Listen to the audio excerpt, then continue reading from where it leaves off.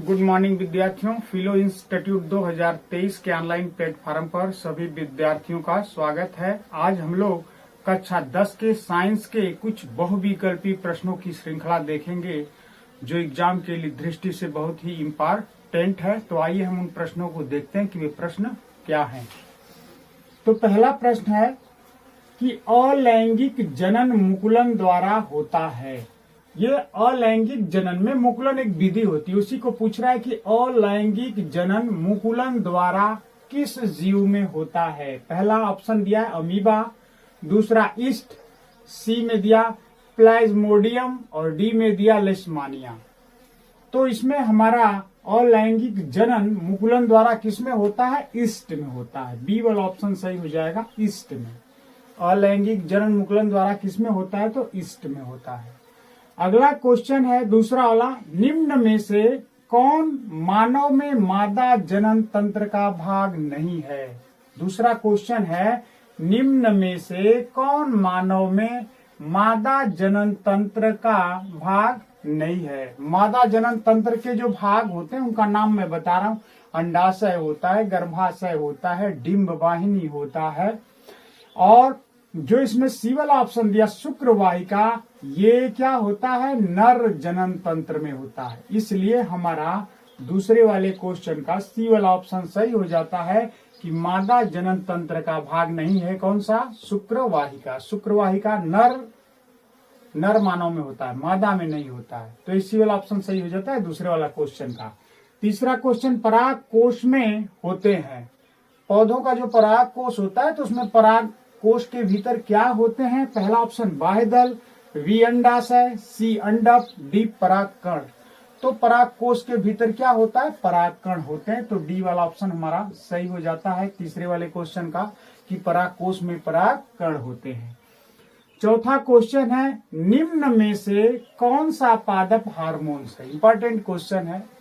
कई ठो जिब्रेलिन है, बहुत सारे पादप हार्मोन्स के नाम होते हैं जो हम देखते हैं कि इसमें क्या पूछ रहा है। निम्न में से कौन सा पादप हार्मोन है? इंसुलिन, बी थायरॉक्सिन, सी एस्ट्रोजन, डी साइटोकाइनिन। तो देखिए इंसुलिन, थायरॉक्सिन, एस्ट्रोजन ये जंतु हार्मोन्स हैं। जो साइटोकाइनिन है वो पादप हार्मोन्स है। इसीलिए हमारा डी वाला उत्तर इसमें क्या हो जाएगा? सही हो जाएगा। अगला पांचवा क्वेश्चन है मस्तिष्क उत्तरदायी है। जो मस्तिष्क होता है किस कार्यों के प्रति उत्तरदायी होता है? ऑप्शन में दिया है सोचने के लिए, करेक्ट, मस्तिष्क सोचने का भी कार्य करता है।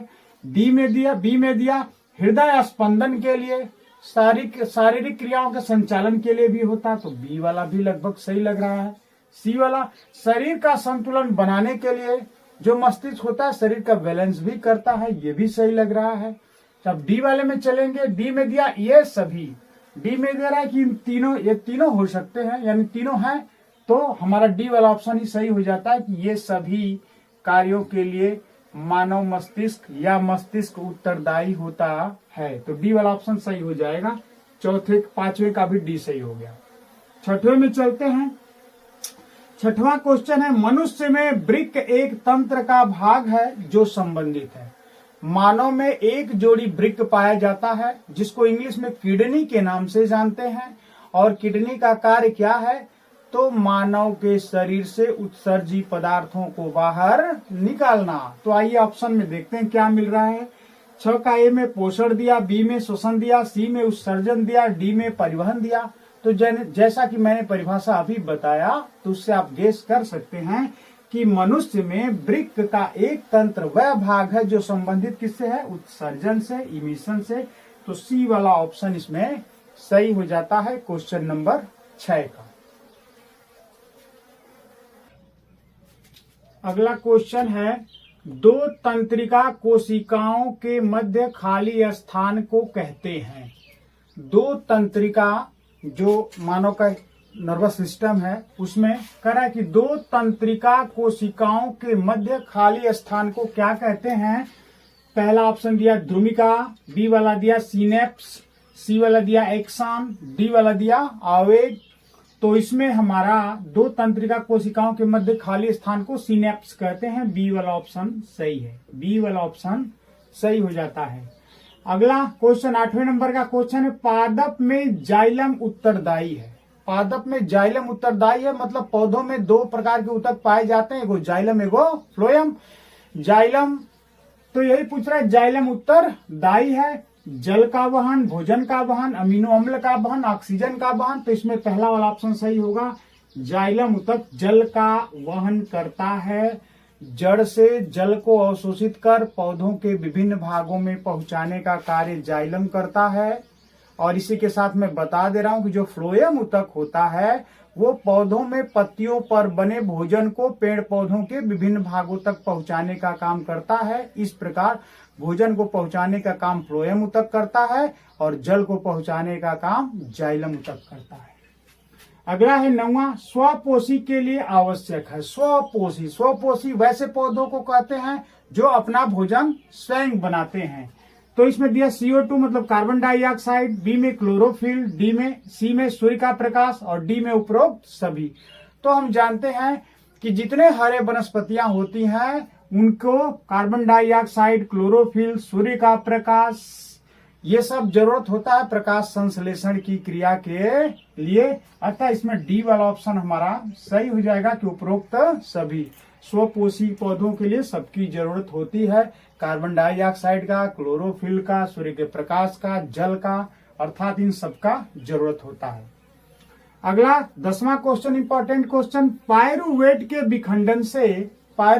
विखंडन से CO2 कार्बन डाइऑक्साइड, जल तथा ऊर्जा देता है। पायरुवेट जब टूटेगा तो कार्बन डाइऑक्साइड मिलेगा, जल मिलेगा, ऊर्जा मिलेगा, लेकिन यह क्रिया शरीर के किस अंग में होती है उसका नाम बताना है। पहला दिया कोशिका द्रव्य, दूसरा दिया माइटोकांड्रिया, सी वाला दिया हरित लवक, डी वाला दिया केंद्रक।